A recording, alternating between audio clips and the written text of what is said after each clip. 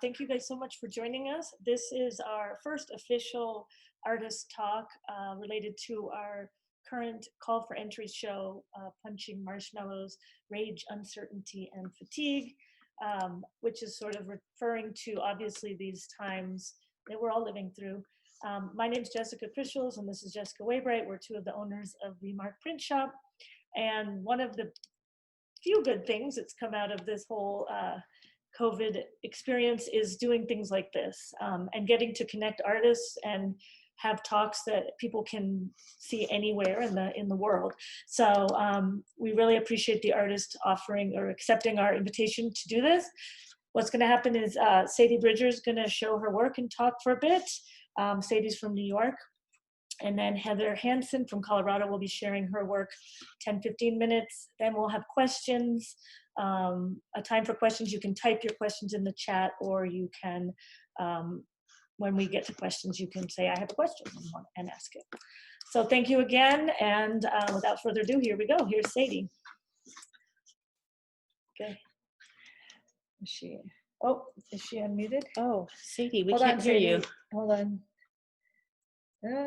Wait, Sadie. Can you hear me now? Yes, we can. There we go. Well, thank you.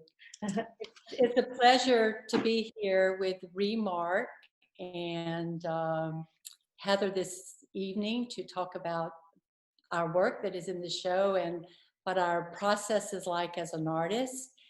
And to begin with, I would like to give you a little bit of background about myself and the things that are really important to me as an artist.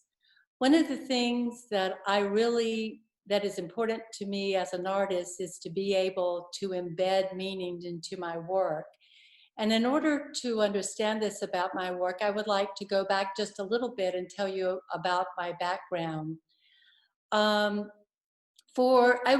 grew up in rural North Carolina, and when I was growing up, I was very uncomfortable with the codes that were in my convention. I didn't like how we weren't able to go inside of each other's worlds, black and white, how there was separation with the genders, all the discrepancies of the haves and have not. So one of the things that I remember, even as a small child, I can remember when I was riding in the back of a car and we were going by a black church, and I was thinking, I didn't understand why we couldn't go inside of that church. So it's this type of meaning that I decided that I would like to embed into my work. So when I started doing photography, some of the things that I did, some of the topics that I took on the topic of man and nature. I became very interested in how man related to the environment. For 3 years, I followed around ornithological scientists who were bird banders, and I was interested in the relationship between man and nature. I was also very interested in the relationship between blacks and whites, and also the differences in gender. So I did a lot of photography, and I came to printmaking through wanting to embed the meaning in a group of images that I got. So can we go to the slide that is about the topic of my talk?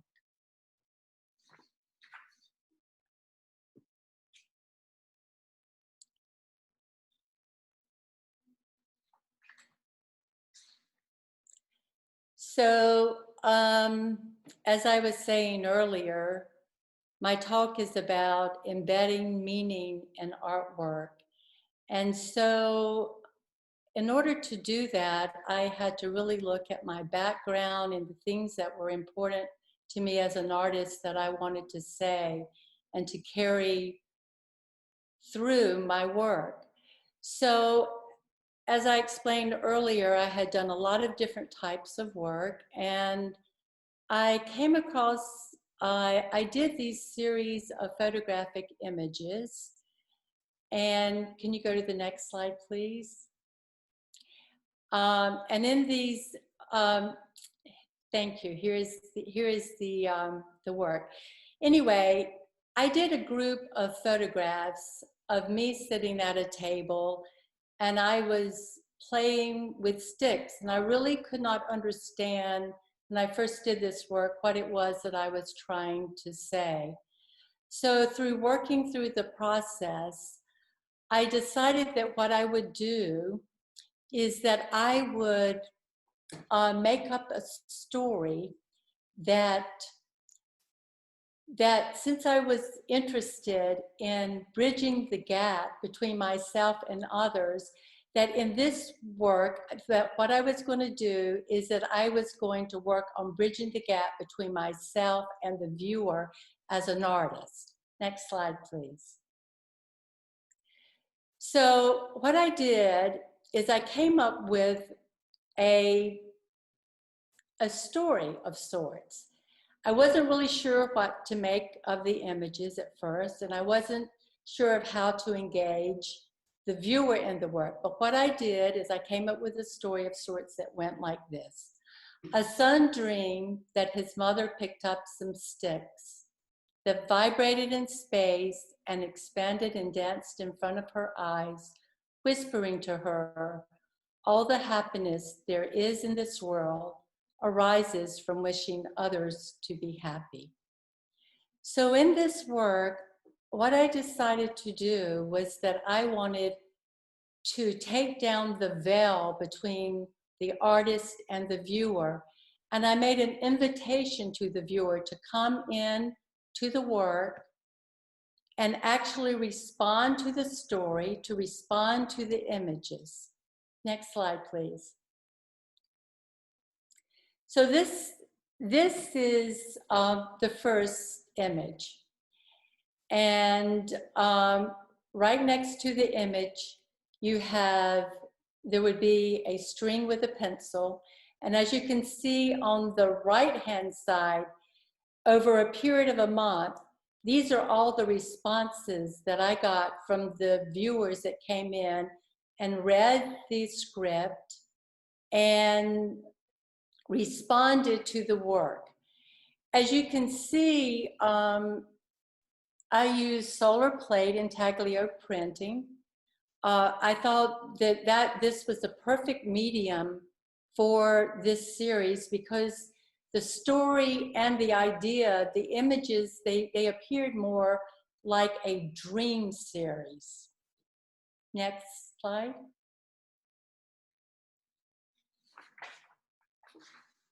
Also, while I was doing this work, I thought a lot about the artist Joseph Beuys, who said that everyone is an artist. And that being the case, this gives the viewer an opportunity to respond to the work in a way that is typically not done. It kind of pushes the limit. In this particular piece that you're looking at, actually, I was there on opening night, and I ended up responding with one of the viewers in making some of the drawings on this print. Next slide.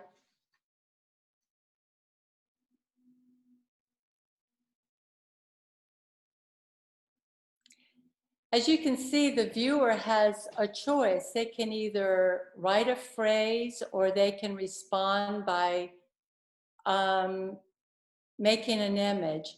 And this was the second time that I had done this piece. The first time was in Michigan City. This group of images were done in Long Island City. And one of the things that I noticed about the second time around is that actually the viewers, the second time around, that they would actually become into the picture frame, which I was very excited about. Next slide.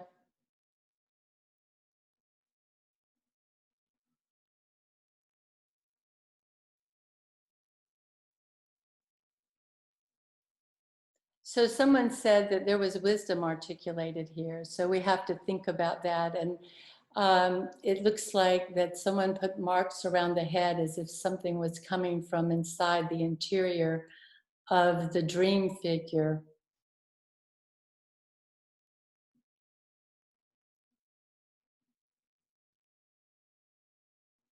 Next slide.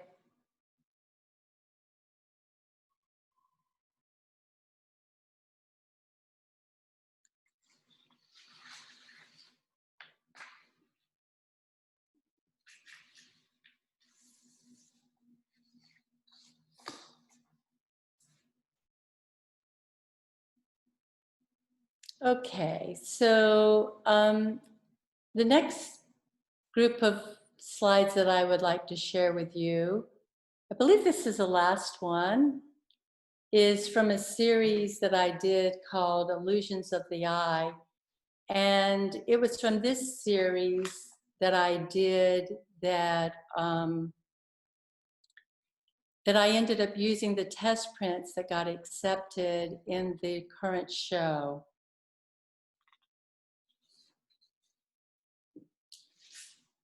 So in this body of work, I set out to investigate the elusive nature of the eye. And I started out by just thinking that I was going to take a traditional self-portrait. And as all of you know, that in the tradition of self-portraiture, that usually the first self-portraits are like 3/4. So I began by just playing around with the idea of who am I.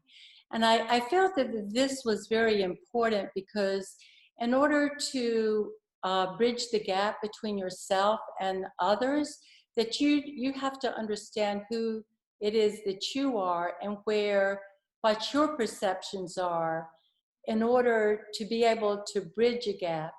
And I had done work for a very long time, and I had noticed that it was very easy for me to always photograph someone else or to put someone else in my work, but that I had never really put myself in my work in a very serious way. What I had done is I had used myself sometimes when I was unable to get a model, but this time I went with the intention of the investigation of the self.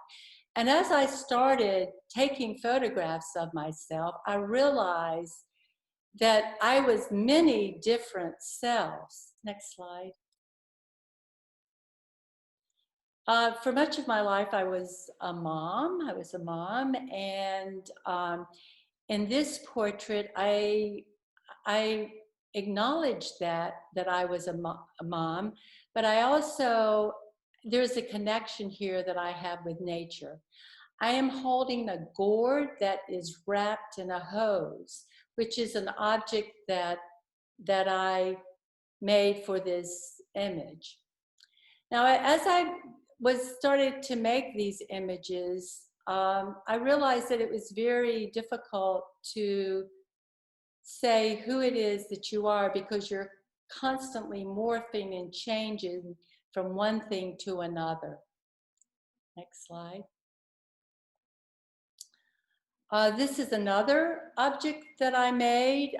This one references gender. And these are crutches that have hose wrapped around them. And the hose are about how that in time, that there are times that sometimes femininity can be used as a crutch. But also, I had been very sick for some time with a disease called endometriosis. And so I referenced that also. So there was a personal reference, and then there was a reference to my gender in this piece. Also, as I was speaking with Heather earlier, I've always kind of been more conceptually based, but I've always wanted to use color. And in this body of work, I started to actually use watercolor for the first time. And I started out with a very pale palette. as you can see. So these are the solar plate, and they are I've used watercolor to apply on the surface. Next. This is more about the elusive nature of the eye. So I kept investigating this eye in many different forms. And this references the changing ability of the eye. All you have to do is, like, your life is a constantly flux and changing from one moment to the next, from being a mother, from not being a mother, from being sick, not being sick, from being young, being old, and you're always constantly transforming.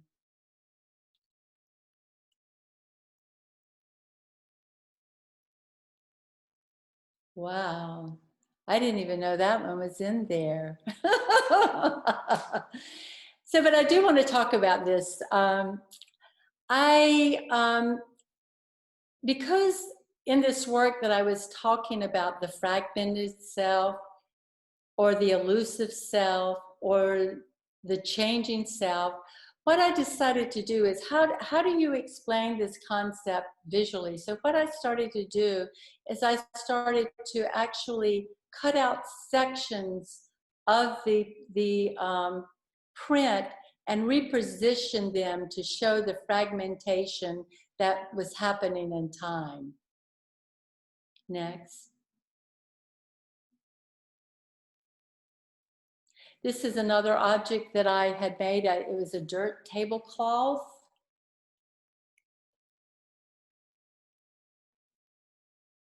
Referencing gender and the placement of women in our society.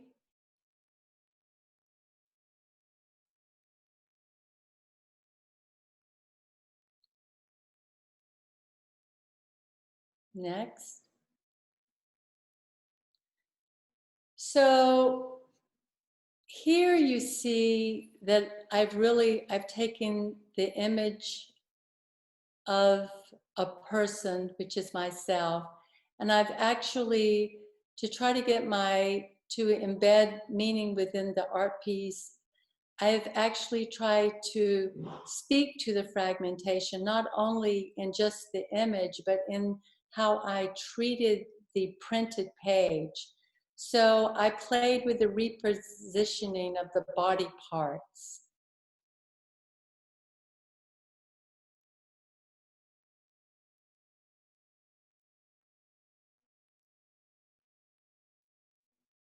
So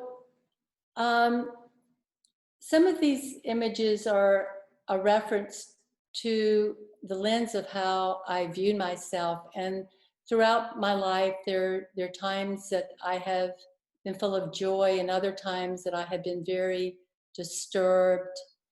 And so this piece references the distress that one can have in their life, the impermanence of life. So it was from this group that I sent in my images that I tested that I was not happy with. And I thought that what I would do is that I would try to redo them where I would embed meaning into the images to the time of the pandemic, to the time that I actually was living. And I've been reminded that myself, while this is going on, is constantly in flux and constantly changing. So this pandemic piece gave me that opportunity to see if I could actually embed, this is my reject. This is my reject piece. This is on the back of this piece. I said, redo, test. There were so many problems. There was the dots on the piece that wasn't making contact. The transparency wasn't making contact to the glass. It wasn't clear enough, I didn't think initially. But as I re-looked at it during the pandemic, I saw that the dots actually could represent a virus. I saw that the lack of content could actually make the fragmentation of the self even more visible. And so instead of throwing it away, I thought, well, what I should do is I should emphasize these visuals in the piece. So what I ended up doing is I took watercolor, next piece, and I started just trying to apply watercolor. And when I saw this, I thought, I really don't like this. This is not blending. And the reason I decided to put a moon there is that there was the blue moon had just happened the week that I was working on this. And as I went online and I took some classes on watercolor and I worked it. And as I worked it, I took that off with water and then I reworked it and blended it back into the piece. And I felt like I came up with something that was very close to what it felt to be alive during the pandemic. And here you can see the moon. You can see that I added watercolor to represent the virus. And it becomes something very different. And, you know, as an artist, it really made me realize that you can re-look at something and look at it with fresh eyes with years later, right? So I was very pleased to get into the show and was very happy with how it turned out. That's all I have.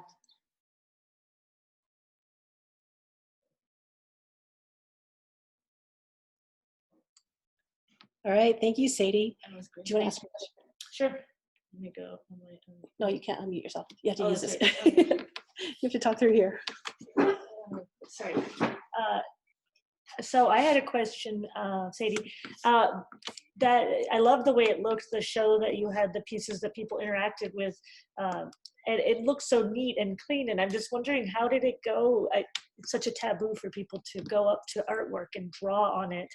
How did people react, and did it take a while for them to get going? And yeah, it was, yeah, everyone reacted very differently, to be honest with you. I mean, one of the most interesting things that was said to me was by someone that said, I can't believe you bought such nice paper for other people to draw on. It's not just your work. And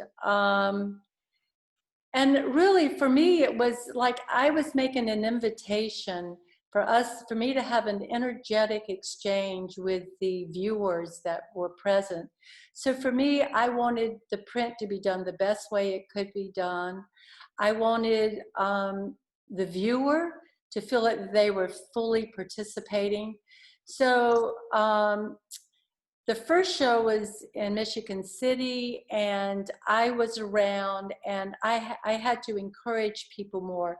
But in the Long Island City, even though that I was around, I noticed that there were a lot of people that once they got going, once that one or two people would come in and start a drawing, that they actually went into the frame. And I found that very exciting, because when you go around the frame, it's like not part of the piece.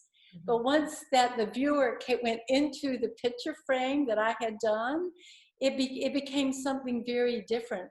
So I was there. I mean, the second time I wore an apron, I put a stick in my hair, I had pencils hanging on me, and I really tried to make people feel a part of the piece, because I wanted them to take with them the essence of what it is like to be an artist, because there's such joy in finding your own imagination. I think that it's called participatory art. Yeah. And it's really important to get viewers to become a part of your art, because you can learn so much from them. It's like an honest way to be a true artist. You know, it's like learning from kids. I used to teach children, and I would just stop and be in awe of what they taught me in return because of their innocence. And you know, looking at your art and how people responded to it, it was like opening a door of how they viewed it. And you can take that home and just go nuts with that, Right. you know? Well, I thought one of the neatest things about it was that I had to depend on others for completion, and that the work was not even completed until the end of the show. So as an artist, I found that very a big eye opener, and I learned a lot about from the experience, because I like to have control of my work, and it was really nice to be able to share that with the viewer, and just to learn a lot. You learn a lot from it, just like you were saying, like Right. you learn from children. Right. You gave them a gift and they gave you a gift in return. Yeah, exactly, exactly. Heather, did you want to ask Sadie your question? Oh, you're muted. Can you unmute it? Sure. I was wondering about the spots and the marks, and if they were made by acids, or if they're watercolor, or if that was a result of the solar plate. Well, it was both, actually. Hold on. Do y'all remember? Do y'all remember these old plates? These orange plates? Do you remember them? Anybody? Yes. Do y'all remember? It was these plates. I think they've gotten better now, because I've been testing the new plates this past year with Sylvie Covey. Yeah, it was a contact problem. I was having a contact problem, and they were actually in the process. And instead of trying to get rid of them, because I never got back into a place where I could get rid of them, I was getting ready to redo the plate. I decided that I would actually use that as a visual to connect myself to the virus, to the pandemic. So I ended up using that mistake to embed the meaning of what it feels like to be in the pandemic. But it was not my original intention, Heather. I kind of went with it, if you know what I mean. So how old were the plates? How old were these plates? Yeah. I did them around 5 or 6 years ago. Mm. When I was living in Indiana. And this past year, I've been working with newer plates, because I'm redoing some of the pieces. And I haven't yet, I've only done test prints, and I haven't even printed any of those. Or did I? I didn't even show those tonight. So I'm still working on this series. Thank you. Oh, thank you for the questions.